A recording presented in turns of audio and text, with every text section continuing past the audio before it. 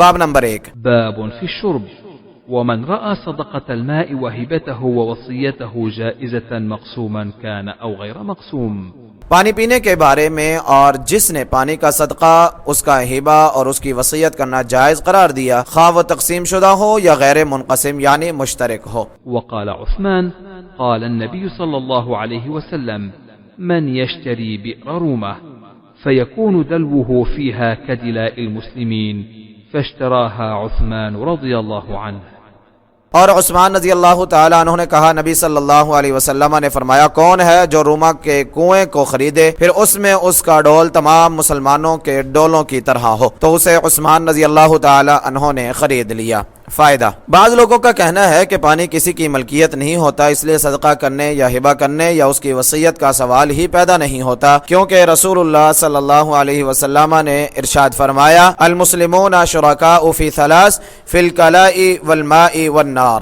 مسلمان 3 چیزوں میں شریک ہیں، گھاس اور پانی اور آگ میں. سنن نبی داود حدیث نمبر 3477، مسند احمد حدیث نمبر 23082. اس حدیث کو البانی اور مسند احمد کے محققین نے صحیح کہا ہے. البتہ ابن ماجہ حدیث نمبر 2472 اور بعض دوسری کتب میں اس کے ساتھ یہ الفاظ زائد ہیں، وثمنہ حرام، اور اس کی قیمت حرام ہے، مگر البانی اور دوسرے محدثین نے کہا کہ یہ الفاظ صحیح نہیں ہیں. امام بخاری کا اس باب سے مقصود یہ ہے کہ وہ پانی جس میں تمام مسلمان شریک ہیں، اس سے مراد قدرتی دریاؤں اور ندیوں کا پانی ہے، جن سے پانی لینا تمام لوگوں کا حق ہے، کوئی کسی کو ان سے منع نہیں کر سکتا. البتہ اگر کوئی شخص کنواں کھودے یا پانی اٹھا کر لائے اور اپنے پاس رکھے تو وہ اس کا مالک ہوگا، وہ اسے وقف بھی کر سکتا ہے، صدقہ اور ہبہ بھی کر سکتا ہے، اس کی وصیت بھی کر سکتا ہے، اور ظاہر ہے کہ جب وہ اس کا مالک ہے تو اسے بیچ بھی سکتا ہے. اس کے لیے امام صاحب نے عثمان رضی اللہ تعالی عنہ کے بیر روما کو خرید کر اسے وقف کرنے کی حدیث تعلیقاً ذکر کی ہے. اسے ترمذی حدیث نمبر 3703، نسائی حدیث نمبر 3608 اور ابن خزیمہ حدیث نمبر 2492 نے ثمامہ بن حزن قشیری سے روایت کی ہے. انہوں نے کہا، میں اس وقت گھر کے پاس موجود تھا جب عثمان رضی اللہ تعالی عنہ نے اوپر سے دیکھ کر ان یعنی محاصرہ کرنے والے باغیوں سے کہا، میں تمہیں اللہ کا اور اسلام کا واسطہ دے کر پوچھتا ہوں کہ کیا تم جانتے ہو کہ رسول اللہ صلی اللہ علیہ وسلم مدینہ میں آئے تو اس میں بیر روما کے سوا میٹھا پانی نہیں ملتا تھا؟ تو آپ صلی اللہ علیہ وسلم نے فرمایا، کون ہے جو بیر روما خریدے اور اس میں اپنا ڈول مسلمانوں کے ڈولوں کی طرح کر دے، اس کے عوض ہے کہ اسے جنت میں اس سے بہتر ملے گا؟ تو میں نے اسے اپنے خالص مال سے خریدا. انہوں نے کہا، ایسے ہی ہے. عثمان رضی اللہ تعالیٰ عنہ کا یہ واقعہ بخاری کی حدیث نمبر 2778 میں بھی آئے گا، وہاں اس کی کچھ تفصیل ہوگی انشاءاللہ تعالی. اس حدیث میں عثمان رضی اللہ عنہ کا کنویں کو خریدنا اور وقف کرنا ان تمام باتوں کی دلیل ہے جو باب میں مذکور ہیں. حدیث نمبر 2351.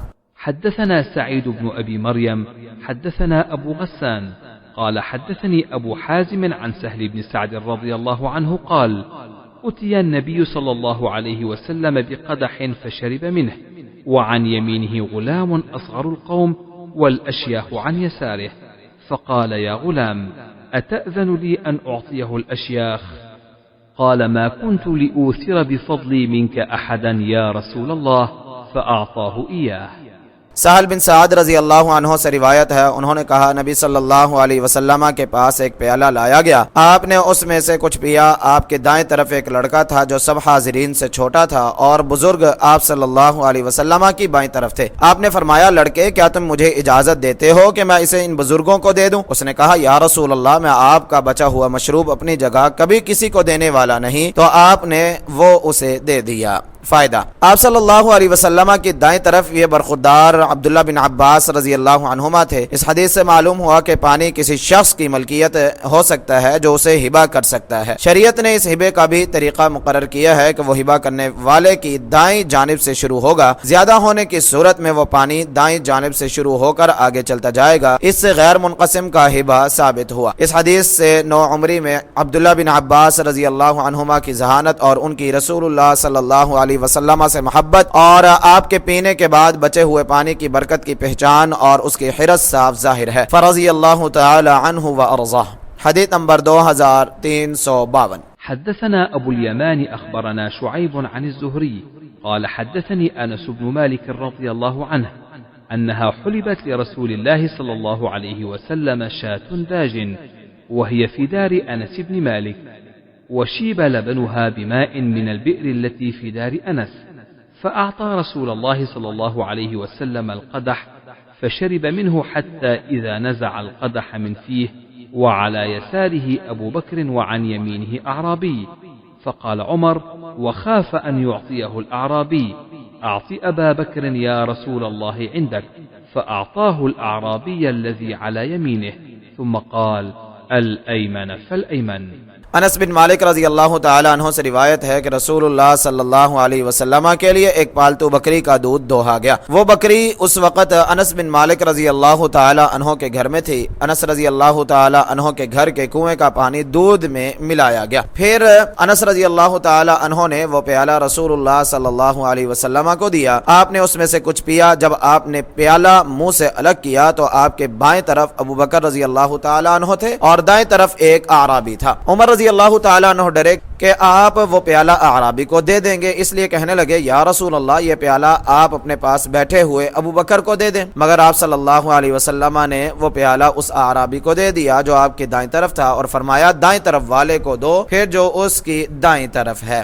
فوائد: نمبر 1، اس موقع پر آپ صلی اللہ علیہ وسلم نے اعرابی سے ابو بکر رضی اللہ تعالیٰ عنہ کو دینے کے لیے اجازت نہیں مانگی، جبکہ اس لڑکے سے بزرگوں کو دینے کی اجازت مانگی تھی۔ ابن جوزی نے اس کا جواب یہ دیا ہے کہ اعرابی کو شریعت کے احکام کا علم نہیں تھا، اس لیے آپ صلی اللہ علیہ وسلم نے اسے پیالہ دے دیا تاکہ نہ دینے سے اس کی دل شکنی نہ ہو۔ ابو بکر رضی اللہ تعالیٰ عنہ کو دینے کے لیے اجازت نہیں مانگی، ساتھ ہی مسئلہ بتا دیا۔ فتح الباری۔ نمبر 2، رسول اللہ صلی اللہ علیہ وسلم نے اس موقع پر اعرابی کے حق کو مقدم رکھا۔ اگر آپ عمر رضی اللہ تعالیٰ عنہ کا مشورہ قبول کر لیتے تو یہ اصول بن جاتا کہ بڑوں کے ہوتے ہوئے چھوٹوں کا حق نہیں رہتا۔ ہدایت القاری۔ آپ صلی اللہ علیہ وسلم کے عمل سے ثابت ہوا کہ حقدار کو حق دینا چاہیے، وہ خواہ چھوٹا ہو یا بڑا۔ نمبر 3، جب آدمی دائیں طرف ہونے سے پانی کا حقدار نہیں بن جاتا تو کنویں والا کنواں بنانے سے، مشکیزے والا پانی اٹھا کر لانے سے اور گھاس والا گھاس کاٹ کر لانے سے بلولا مالک نہیں بن جاتا۔